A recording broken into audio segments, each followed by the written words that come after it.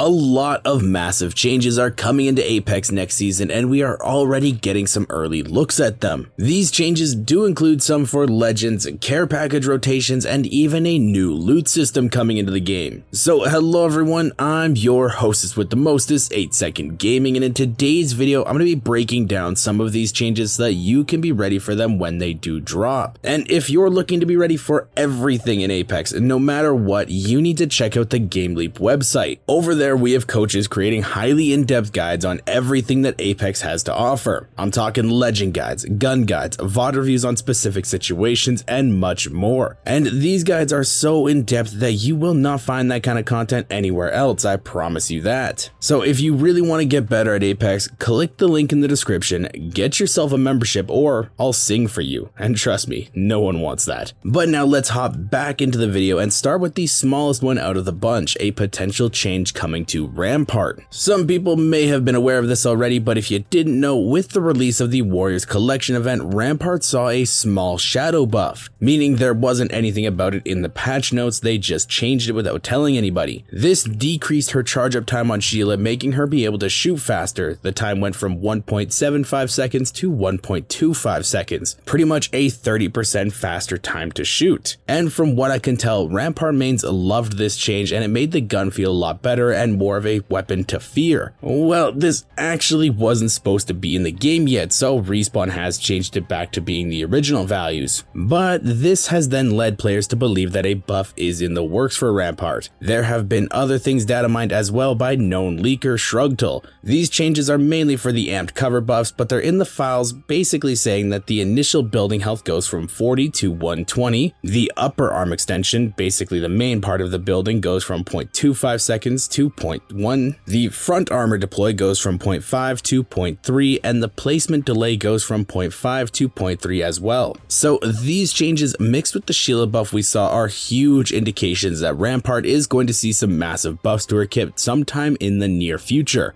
We aren't 100% sure if these will be the final product, they are still probably a work in progress that will be tweaked with more time. Before a new season starts, they always invite a few content creators and pro players to test out the season and tell them if they need to change anything. So I'm sure a lot of the people will test out Rampart, see how the new buff feels, and allow them to tweak a few things. But as these changes develop more, we will update you guys. So let's talk about the next thing, and that is the care package rotation. For a while now, the Spitfire has been a solid gun in the care package. It offers everything you want from a drop that you have to risk yourself to get. It's scary, can easily win fights, and gives teams a huge upper hand in said fights. And I know myself and a lot of other people were really hoping that this gun would never return to ground loot. Me personally, I don't think any LMG should be in the game, but I'm a grumpy old man. But anyway, with leaks on the next Battle Pass skins that have come out, it does seem like the Spitfire is going to be getting the reactive level 100 and 110 skin. And if the past is any indication, Respawn has never given a reactive skin to a care package weapon. They have given a gun a reactive skin like the Peacekeeper in Season 3 and then later put it in the care package,